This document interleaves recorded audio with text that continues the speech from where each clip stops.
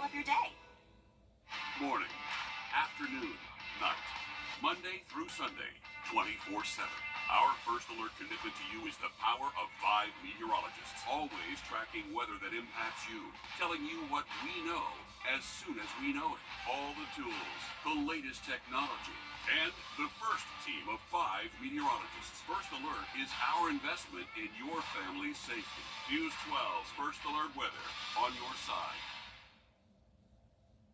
I like to live a balance.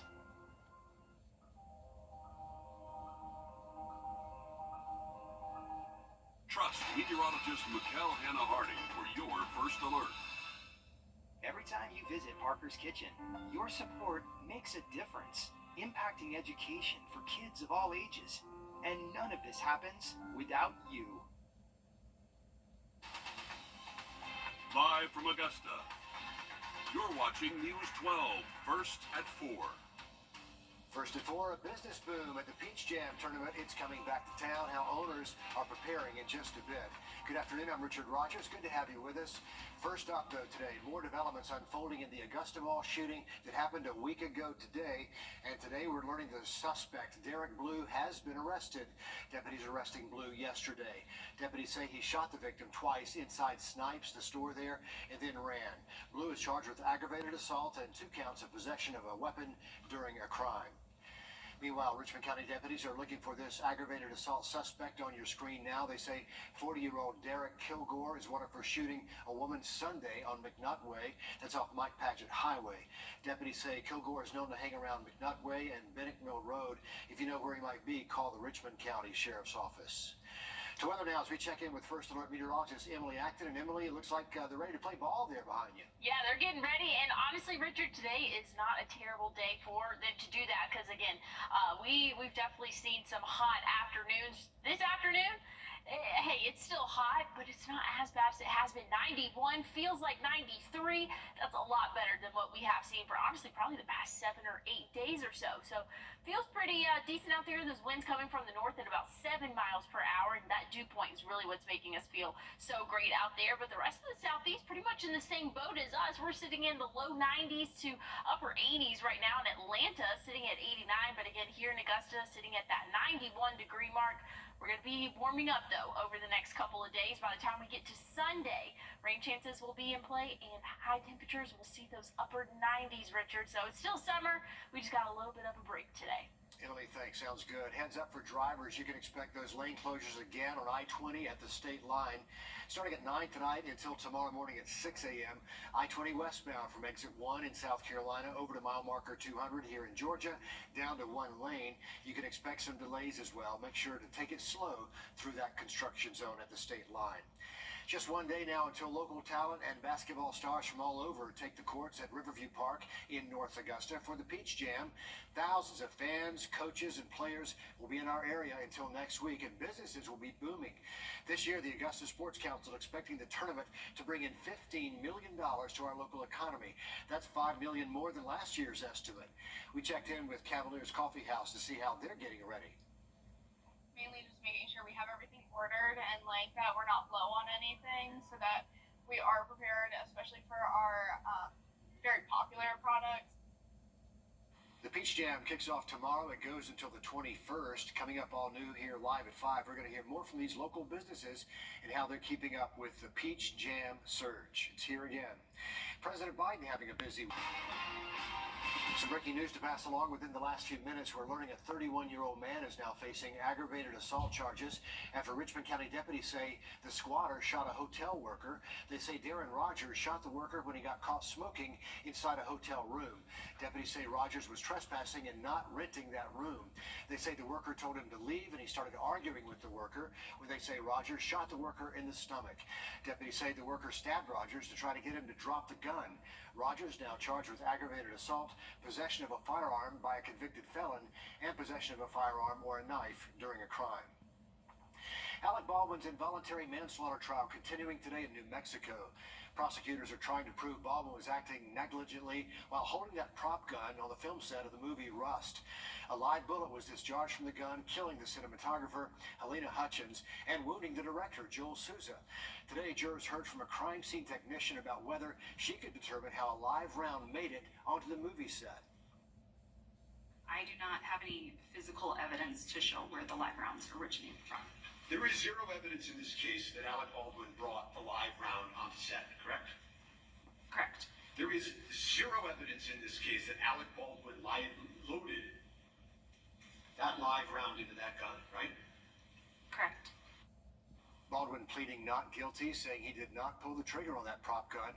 If convicted, he faces up to 18 months in prison.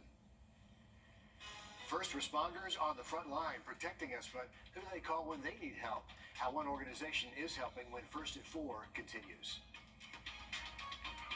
Well, we've had a beautiful afternoon outdoors, and looking at the Thurman Dam cam, great day out on the water. High temperatures have reached the low 90s, and a drop in humidity made it feel a little bit better, but that will increase throughout the weekend. I'll have a check on your full forecast coming up.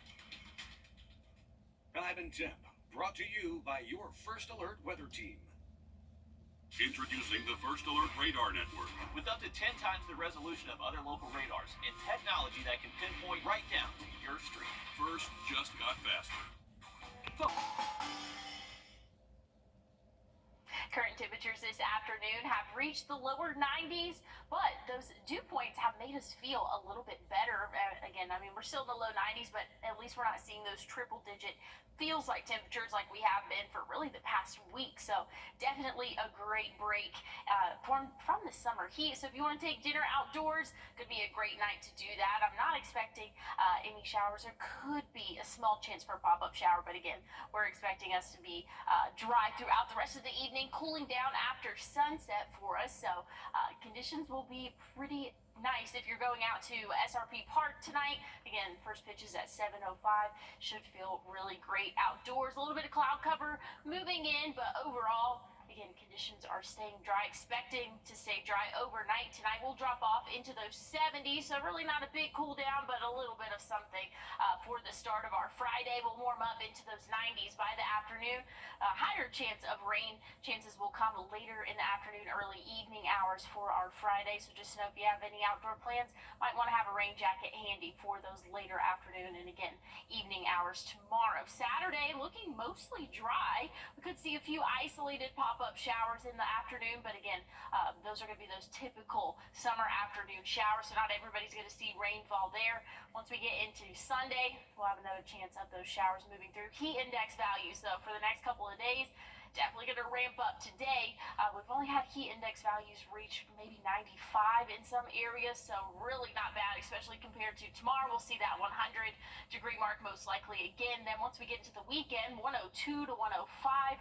Once we get into Sunday, again, that 100-degree mark for those feels like temperatures. And then next week, we're going to have some brutal heat. So just stay tuned. In a couple of seconds, I'll get to the 7-day, but 104, excuse me, going to be those feels like temperatures next Monday and Tuesday. Going to be even warmer than that. We have the new drought model has come out, and we've seen some relief in the drought for portions of the CSRA, and that could be due to that heavy rainfall we saw just a couple of days ago. That definitely helped relieve those drought conditions again for portions of the CSRA. But check out the end of next week. High temperatures will be pretty consistent, 99, 98. Richard, it's going to be hot next week. It is quite a hot summer we've got going on here. Emily, thanks. Now, this sounds like something out of a history book. A case of plague found in a person in Colorado. Health experts say the case was flagged Friday from preliminary test results. They're still trying to figure out where this infection came from. The plague is an infectious disease caused by bacterium from fleas. The CDC says the bacteria circulates naturally among wild rodents and rarely infects humans, and the plague can be treated with antibiotics. Still an odd thing to hear they're treating there in Colorado. First responders, they deal with a tremendous amount of trauma and stress, and that can take a toll on their mental health. But who do they call when they're in need? Nicole Vasansky has a look at one program providing help and hope. Raging fires, horrific car accidents. Those calls stick with you. You're going to remember them from time to time. for the rest of your life, probably. In his 28 years as a firefighter, Rich Potter has seen a lot of tragedy. You know, you don't want to show weakness, but that's when we're our most vulnerable. Studies show 85% of first responders have experienced mental health complications. Depression and PTSD are 5 times more common. These are individuals that are out there trying to serve the public, but what are we doing to help them? For years in Medina County, that question was difficult to answer. Cuyahoga County, for example, has a very robust program. Summit County has a very robust program. Medina didn't have one. Enter FIRST, the First Responder Support Team. These are some of the people behind the push to bring it to Medina. Gail Huck of Alternative Paths is a licensed clinical counselor. Mike Svetsky and Brad Turner, EMS coordinators for the Cleveland Clinic. It's pretty simple, really. If a first responder is struggling, they reach out to FIRST. Hey, we just had this call happen. It kind of hit us in the gut a little bit harder than usual. Would you mind coming out and talking to us a little bit? Within 24 to 72 hours, a team of their own peers arrives to talk it out, all trained and certified in crisis intervention. We have law enforcement, we have firefighters, dispatchers, corrections officers, as well as different rank, because we find that the trauma that one faces or the decisions that one face are going to be different from a line firefighter to an incident commander to a dispatcher. They also provide resources for where to turn next if more help is needed. Gail's worked with first responders most of her career. She's seen what can happen without that support. You'll see that it starts to affect people in terms of their relationships. You can see things like increase in use of substances, drinking. You can see social isolation, withdrawal, spending less time with peers. But listen to this. In the 3 years since FIRST started in Medina County, Had about 100 different responders come through our program already or utilize our program or our team so far in the county. So it is successful. Assistant Chief Potter can tell you firsthand it's working. It takes a little bit of the sting away. It helps with the second guessing and, you know, did I do everything that I could? Stuff like that. And he's trying to help take that sting away for others. He's now a trained and certified member of FIRST.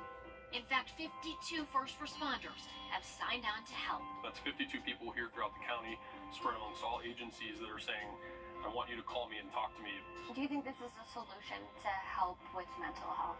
Yeah, I think it's the first step in a culture change that has been long overdue in public safety. Spreading the word that it's okay to talk. A Florida woman charged with possession of ammunition in the Turks and Caicos is heading back home. Sharita Greer had to pay a $1,500 fine to be set free. Her 23-week sentence was suspended. Greer is one of 5 Americans accused of bringing various amounts of ammunition into the Turks and Caicos in recent months. She said she'd forgotten it was in her luggage in the first place. She was the last of the 5 to get her sentence. The 4 other Americans, they're already back home in the U.S. A canine to the rescue. How a missing Georgia woman is back home with her family right after this short break. Emily. Well, high temperatures this afternoon have reached the lower 90s, but hasn't felt as bad as it has the past couple of days. But we are in a warming trend. I'll let you know how warm coming up. First Alert Radar, powered by Jim Hudson Automotive Group. Hours after being swamped. Every Sunday night at 11:30. A police canine named Pandora finds a missing 73-year-old woman in diminished mental health over in Forsyth County. Take a look. Hey! Lena! Ah, Pandora! Yay! That is body cam footage from the Johns Creek Police Department. They're showing some of Pandora's 22-minute search for this missing woman. Forsyth County deputies say they asked Johns Creek Police Department for help in finding her. Police say the woman had wandered in the woods and was reported missing by her daughter. But it's amazing what those dogs can do, Emily. Oh, I'm so glad to see a happy ending with that story, too. And look at that good pup. Yeah. I love to see Just it. happy to be out there playfully doing their job, right? Yes, yes. Hey, I'm glad that my job is inside right now, Richard, because Right. it is hot outdoors. And actually, today isn't as bad as what we have been seeing, and that's due to those lower dew points, and it makes it feel a little bit better. You know, we've been talking about heat index values, and those have been past the triple digits. Well, today's a little bit of a different story. We've only warmed up and felt like 95. So again, you know it's been hot. If I'm saying, hey, it's not that bad, it's only 95, or only feels like 95, but this weekend will be warming up definitely. But if you want to head out to the lake, it's gonna be a great week to get out there on the water. Shouldn't have too many afternoon storms, but just know that there is a chance high temperatures will warm up into those middle 90s for the afternoon, and then once we get into the end of the week and the start of next week, that's when temperatures will reach those upper 90s, Richard. We are not finished yet with that hot weather. Another reminder, now is a good time to stock up on stamps if you still use them. On Sunday, prices are going up again. Starting July the 14th, the cost of a first-class forever stamp will increase from 68 cents to 73 cents. That's a 5-cent jump and an increase of more than 7%. The U.S. Postal Service says price hikes are needed to achieve financial stability as part of a 10-year plan announced back in 2021, but it is the second increase in stamp prices this year. Grant Me Hope, sponsored by the Eichholz Law Firm. And in today's Grant Me Hope, we're going to introduce you to Jaden, who's looking for a place to call home. Here's his story. My name is Jaden and I'm 14 years old. I like to play football. I played D-line for high school, and then I transferred to linebacker because I don't think D-line is for me. Being in the team brings value. I would say I'm good at what I do. I want to play in the NFL, hopefully, or if that doesn't work, I want to be a police officer or a veterinarian. Meeting new people is just, I feel like a person could bring out something new in you. I like people, so I'm going to be myself around you. The perfect home for me is somewhere where I could be myself and not really have to worry about what other people think or how other people judge me. I want somebody who's going to be supportive of whatever I do, whatever I choose to do. Who's going to help me through college, help me through being a police officer, a veterinarian if I choose. There's numbers of things that I could bring to a family. My energy, my outgoingness. They say I'm funny, I like to joke a lot, I'm respectful, nice, understandable.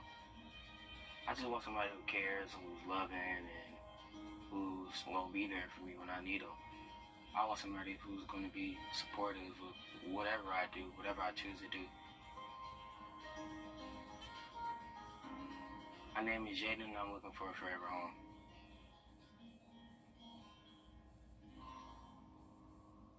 And if you'd like to learn more about Jaden or any other foster child we feature here, head to the website and search Grant Me Hope. Well, if you have any outdoor plans this evening, maybe going to SRP Park. Green Jackets hit it off at 7:05. Feels great outdoors for the summertime, I guess I should say, but we have a hot forecast in store. Stay tuned and I'll let you know about it.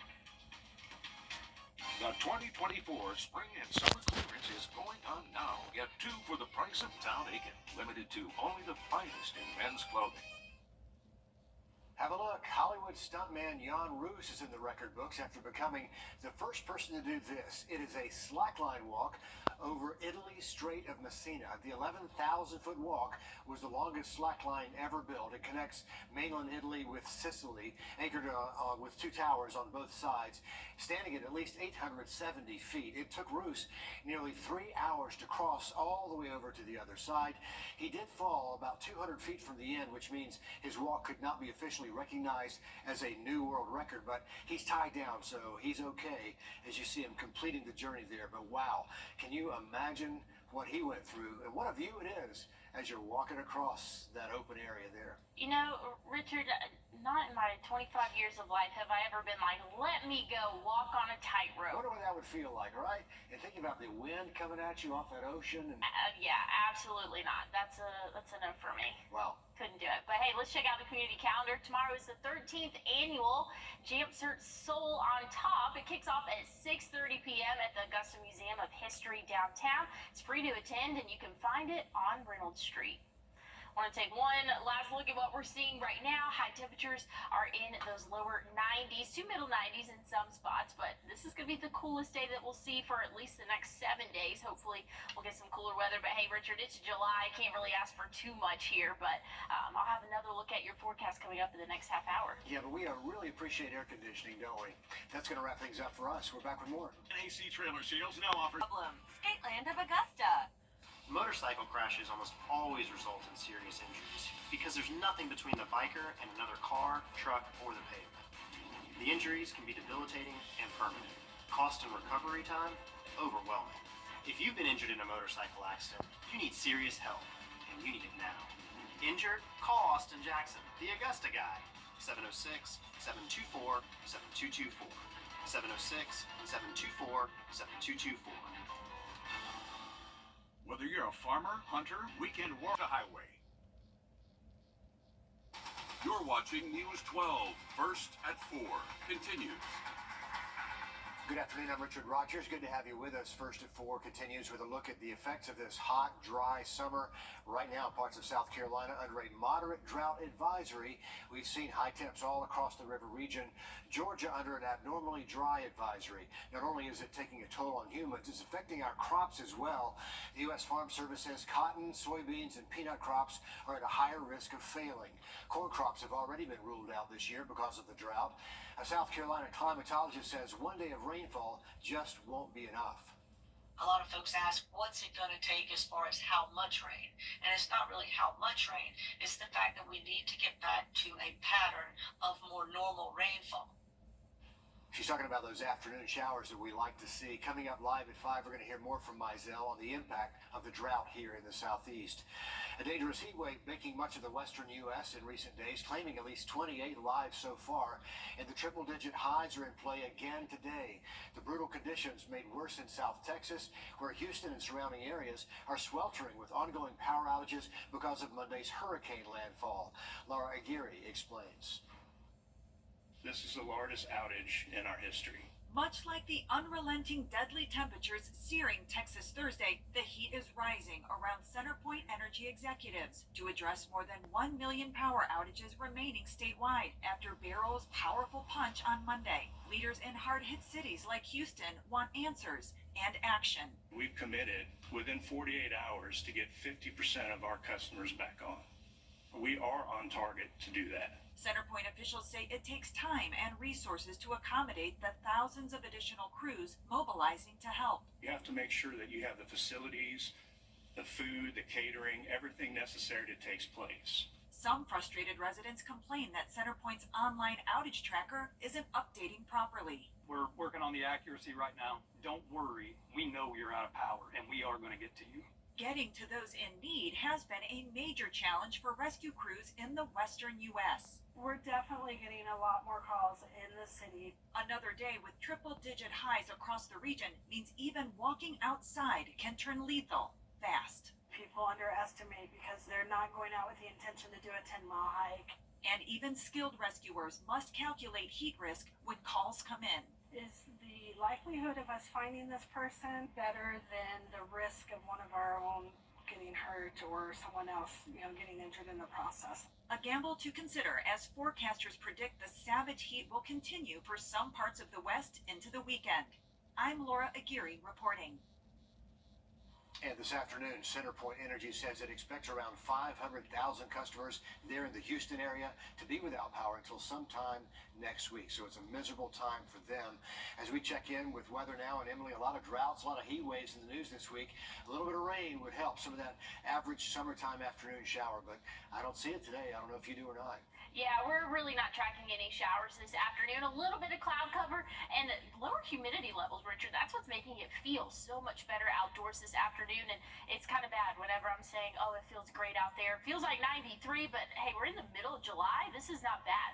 The actual temperature is 91. The wind's coming from the north at about 7 miles per hour, so a little bit of a breeze out there for us. But the rest of the southeast pretty much seeing the same thing as us. We're all in those upper 80s or lower 90s, but In terms of drought conditions, we are still seeing some in our area. Here's a little bit of a closer look, but we'll zoom back out just a little bit. But again, where we saw that heavy rainfall over the past couple of days, that kind of relieved some of our drought. But again, we need to see some more consistent rainfall to really get rid of this. But we're in July. Not sure we're going to get it anytime soon, Richard. Emily, thanks. Checking some other headlines in Columbia County, a 43-year-old man is facing sexual exploitation of children charges after an incident back in October. Michael James facing 4 counts of felony sexual exploitation of children. A judge denied him bond. The arrest warrant says James had a collage of pictures of children in a sexual context. It also says he allegedly sent a picture of children through a peer-to-peer program. James was arrested yesterday. He's being held in the Columbia County Jail. Richmond County deputies looking for this aggravated assault suspect in reference to something that happened at a Smart grocery store on Wrightsboro Road back in June. They say 29-year-old Xavier Jones is wanted for 2 counts of terroristic threats and possession of a firearm during a crime. Deputies say Jones made several threats in an attempt to fight a victim inside that grocery store. The victim says Jones pulled a gun out of his bag, pointing it, threatening to shoot him. Deputies say Jones is known to hang around the Wrightsboro Road area and should be considered armed and dangerous. If you know where he is, call the Richmond County Sheriff's Office. Shifting gears now, pickleball climbing up the ladder of things to do in the area. Community centers all across the area have pickleball courts, and now we're about to welcome Dinked Pickleball, the first ever indoor pickleball court in the region. Not only is pickleball something fun to do, it promotes fitness and good health. We caught up with a pickleball player who's been enjoying the fun and the other benefits. Just cardiovascular fitness, the running, and just the heart health overall. Just lower your blood pressure, lose a little bit of weight. I think it's working for me. Yeah, it's a win-win. The new Dinked Pickleball is on Fury's Ferry Road. Coming up all new here at 6 o'clock, we're going to hear from more pickleball players about how that sport is improving their health. Tonight, the city of Thompson will vote on renaming a street after a World War II veteran. Louis Graziano is 101 years old. He's believed to be the last living witness to the German surrender in France, known as D-Day. Leaders are voting to rename the street in front of his business. The street renaming meeting will start at 6 o'clock, and if it's approved, the new street name will be named Louis Graziano Avenue. The need for blood is at an all-time high during summer months. Right now, there are several blood drive events happening across the area. The Shepherd Community Blood Center is at the Haven at Reed Creek Apartments until 5:30, so they're there right now. The Sardis Police Department is having one. Also, they just got started. That runs until 7 o'clock tonight. In case you can't make those drives today, we have more listed on the website, wrdw.com. It is a rare genetic disorder, aging a young girl backwards. How her dad and teacher are fighting on her behalf. When First at 4 continues. And looking at the next couple of days, isolated showers are going to be hard to come by. High temperatures, though, that's a different story. I'll have a check on your full 7-day forecast coming up. For everyone. Have you heard about this? Spotted lanternflies making their return to parts of our country. These exterminators are visiting a home in New Jersey, treating areas where the invasive insects have been popping up. Spotted lanternflies do not pose a threat to humans, but they do cost billions of dollars a year and damages to crops and trees and other plants. Experts say the extreme heat may be impacting their growth. We're not going to see a sudden explosion in the number of lanternflies because of the heat, but what we could see is that they could move more quickly through the different stages. Exterminators say it's best to get ahead of spotted lanternfly infestations and get rid of them while they're still developing. A new one on me, Emily. I don't like them. you already know. Yeah, that's not for me, but maybe they're doing something good Let's get to the rid of them, environment. right? Yeah, I don't know. Yeah, not for me. I'm not a big bug gal. So anyways, looking at the temperatures outdoors this afternoon, we've reached the low 90s right now in Augusta, sitting at 91. It's 90 in Gibson. Lake Thurman, though, reading a little bit warmer in those middle 90s, but it feels a lot better outdoors than it has been, and that's due to seeing those dew points in the 60s. Typically, we're seeing those middle 70s for the dew points, but this afternoon we've been in those 60s, so definitely makes it feel a little bit better outdoors, a little bit more comfortable out there. We're not tracking any rainfall in our area, a little bit of cloud cover moving in, but overall dry conditions, and that's expected to stay true throughout the overnight hours. Tonight we'll drop off into those 70s. So that's our big cool down for the overnights now. We're talking middle 70s, so not too bad to start off our Friday. We'll warm up into the 90s by the afternoon. Isolated showers possible once we get into the later afternoon and evening hours for us. Looking dry overnight Friday into Saturday. Still only cooling off into those 70s, and then we'll warm up into those 90s by the afternoon. An isolated shower or two possible for your late afternoon, early evening hours, but it's going to be those typical afternoon pop-up showers and thunderstorms. Once we get into Saturday night, looking calm for us. But something I want to point out today, felt like 93, not too bad out there. Tomorrow, different story. We'll feel like those upper 90s, maybe even triple digits. Saturday, definitely going to feel like those triple digits, and even Sunday as well. Monday, not looking much better for us, actually looking a little bit worse, anywhere from 103 to 105 for those feels like temperatures. So pretty warm out there for the next several days. Really, next week's looking very, very warm for us. And in terms of drought, not too bad. What we got this weekend helped us relieve those drought conditions for at least portions of the CSRA, Richmond County, Columbia County as well. Looking a little bit better. Burke County not looking too bad, but again, kind of looking at the difference there from Clarks Hill to Edgefield. That's a short drive there. That's the difference between abnormally dry to moderate drought conditions for us, but looking mostly dry for the next 7 days. We do have an afternoon chance of showers and thunderstorms, but those are going to be those typical pop-up showers and thunderstorms, not looking like a big chance of some widespread rain. High temperatures will be in the upper 90s by the start of next week, Richard. And I don't even know if I can say upper 90s. 99, almost 100. Just no relief in sight there. Emily, thanks for the update. Okay, at 6 years old, kids should be running and reading and writing, and that's what one Nashville girl was doing when her teacher and dad, a single father, started noticing something was off. Marissa Sulek shows us how she's essentially aging backwards, and this family needs options. And then I'll just put the cups here. It's graduation day at Glengarry Elementary School. And what we're setting up here are some little photo booth spots. And while some parents are excited to see their kindergartner in a cap and gown, We try to match the dress. David Garcia, a single father, is deeply worried for his daughter, Chloe. Very hard, especially when you live by yourself. You don't have nobody to talk. You have to do everything on your own. The glasses on Chloe's face are thick and help with rapid vision loss. And to get around, Chloe must use this walker. It's really clear that, by this time next year, she's probably not going to be able to walk independently, at least for long periods of time. Tara Coogan is Chloe's kindergarten teacher. Chloe came to her classroom back in August when she snapped this photo.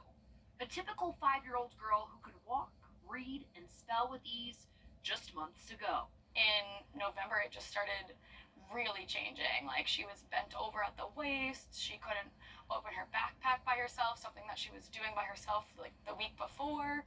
The first time when they told me this, I say, it's not possible that happened to me. Chloe was diagnosed with metachromatic leukodystrophy. It's a rare genetic disorder that affects the brain, nervous system, and takes away motor skills. There's no cure for this. Only treatment. I really feel for this family and for any family who's going through something like this. Dr. Thomas Cassini at Vanderbilt University Medical Center works with patients diagnosed with leukodystrophy. He says it's a fatal disease. The kids with it can live until their 20s or 30s if they are given a new treatment. In March, that's correct, of this year, the FDA approved an autologous stem cell gene therapy treatment. It's expensive and only offered at a few hospitals across the country, which David is visiting to find the best fit for Chloe. Every single day, I have to watch my daughter, and I have to find out a way to stop this disease. Baby, are you ready? That's why this moment means everything for him. To see his daughter not only wear this blue gown, The front, look at when they say cheese. but take this photo with her standing beside him. Her mobility is just declining rapidly, so even if she's at her 5th grade graduation, I don't think that it'll be as mobile as she is now. If they can get the treatment, David sees many graduations in Chloe's future. While she might look different, David won't take them for granted. My baby, I love her so much. I don't want want to think someday I'm gonna lose her. No. She's everything to me. A father there looking for answers, and that was Marissa Sulik reporting. Chloe's teacher started a GoFundMe for her dad, to raise money to pay for that treatment. Doctors say it's rare for insurance to cover this kind of thing and could cost hundreds of thousands of dollars. Still to come, first at 4, a golfer loses everything in a tornado. How some major companies are stepping in to help. That's coming up in today's The Good Side. And looking at weather conditions this afternoon, beautiful. Great day to get out there on the lake, and shouldn't have too bad of weather this weekend. I'll have your full forecast coming up after the break. When the unexpected, you can call nights, weekends, 24/7. Let them take care of everything while you get better. Not feeling too bad out there this afternoon. High temperatures have reached the low 90s. Only felt like those lower, maybe middle 90s in some spots. So definitely a break in this relentless heat that we see pretty much all July. And that's not going to be excluded next week. But I want to look at what we can expect this weekend. If you want to get out there on the water, shouldn't be too bad out there. There might be an isolated shower or two, but overall conditions are not looking too bad. If you want to get out there on the lake, definitely give that a go out there. But once we get into the start of next week, that's when those temperatures will ramp up into those upper 90s. I'm talking 99, maybe even 100 some days. And this is the actual temperature. Those feels like temperatures will definitely surpass that 100-degree mark. Overnight lows going to stay pretty steady in those lower to middle 70s, Richard. That's the comfortable part, low to mid 70s. We like that part of the forecast, Emily. Thanks. More than 5 million people now living in metro Atlanta. That's what a new population study from the Atlanta Regional Commission says, as we take a live look there at Centennial Olympic Park downtown. Just a beautiful sight there. The fastest rate of growth over the last year was in the city of Atlanta, adding nearly 11,000 people. Next up, Cherokee County, then Henry County. Atlanta's Mayor Andre Dickens says people from around the country are choosing metro Atlanta because of its quality of life and the diverse economy there. Costco joining Sam's Club and raising its membership fees. It's only going to cost basic Costco members an extra $5 a year. That's going to bring the cost up to $65. Executive memberships, they're rising $10 to $130. It is the first membership price hike in 7 years, but they say that should help keep other prices in the store lower. Last year, Costco made $4.6 billion from those membership fees. In Italy, 42 tons of fake olive oil worth nearly $1 million is seized. Officials say the fake extra virgin olive oil was being sold as part of an illegal racket. Overnight, Monday, police raided 18 garages and warehouses. 7 people accused of crimes including conspiracy, fraud, and adulteration of food substances. Authorities also seized more than 100 bottles of what they believe to be fake champagne. They say climate change and popularity in the Mediterranean diet are both factors in that fraud. 6 weeks ago, the town of Greenville, Iowa was devastated by a tornado. While staying in the ruin of his family home, a teenager gave a lighthearted response to a question in a TV interview. As Joey Donia reports, not only did the teen get new golf clubs, his answer helped land him an invite to a well-known golf tournament. Last May, an EF4 tornado destroyed the town of Greenfield, Iowa. The town is recovering very well, so I think that's really good. And other than that, people's heads are high and we're very strong. Bradley Gebbe lost practically everything, his home and his possessions, including his golf clubs, which would quickly be replaced thanks to some major companies stepping in to help. I got clubs from Callaway and clubs from TaylorMade, and I got a putter from Lombardi. Not only did Bradley get new golf clubs, he also got an invitation to play in the Pro-Am at the John Deere Classic. I was actually golfing, and I got a text asking to play in it. And I actually was very excited. Bradley got to play 18 holes of golf alongside Kyle Westmoreland of the PGA Tour. Try and get a few tips and tricks off of him. He may have lost practically everything, but what Bradley Gebbe will never lose is his positive spirit. Very glad that companies and people stepped up to help people. Shows what kind of people are in this world. It really does. Good to see something good coming from the rubble of that tornado. Emily? Well, high temperatures this afternoon have only reached the lower 90s, so it feels a little bit better today, but buckle up. We have a very warm 7-day store for us, and I'll let you know about it coming up.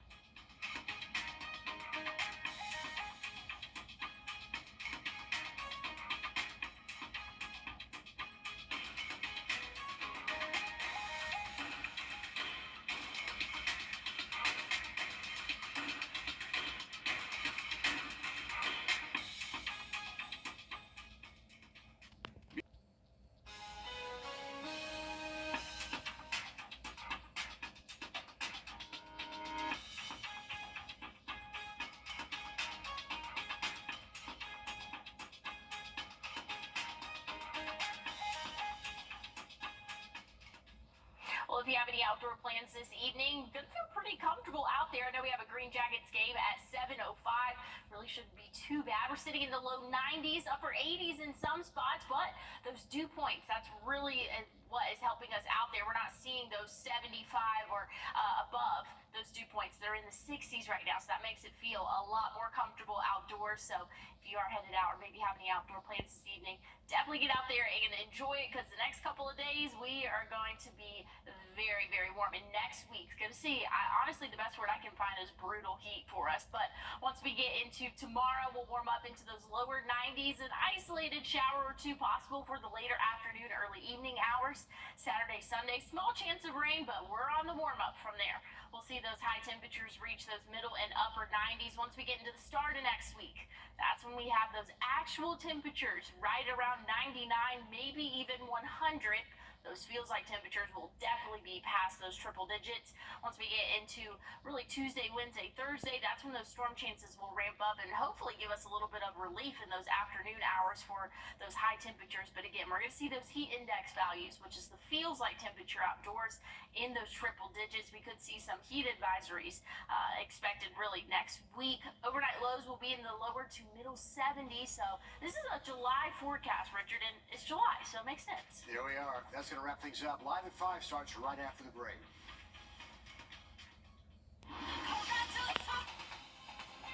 Live from Augusta, you're watching News 12 live at 5. Live at 5, it's no surprise that it's hot and dry out, but even with the occasional summer shower, South Carolina faces widespread drought conditions. Good evening, I'm Wrdw. Right now, every single county in South Carolina is dealing with the drought. Georgia is just slightly better off. Kennedy Payne is live in the studio with us. And Kennedy, these conditions can spell disaster for our farmers. As temperatures rise, farmers in South Carolina are seeing negative impacts, specifically to their corn, soybean, cotton, and peanut crops. The South Carolina Department of Natural Resources Drought Response Committee met this week. They upgraded 21 counties to a moderate drought level, 2 of which are in Aiken and Edgefield, and 15 counties to a severe drought level, marking a 3-level increase for those counties. Hope Mazzell is the South Carolina state climatologist. She says the committee tries to avoid even a 2-level increase, but indicators were strong enough to support the upgrade to severe. The committee made this decision after analyzing streams being at a lower level, more wildfires, and the effect on crops. A lot of corn was planted that's going to dry up, probably won't be anything to harvest. Peanuts don't look so hot. The cotton seems to be the crop that's withstood the drought the best. Rushton says this drought will likely have an impact on farmers in South Carolina and Georgia for years to come. We'll have more on what farmers can expect if we don't see sufficient rain soon on News 12 at 6 o'clock. All right, thanks, Kennedy. And now we're joined by First Alert Chief Meteorologist Riley Hale. And Riley, we might have a few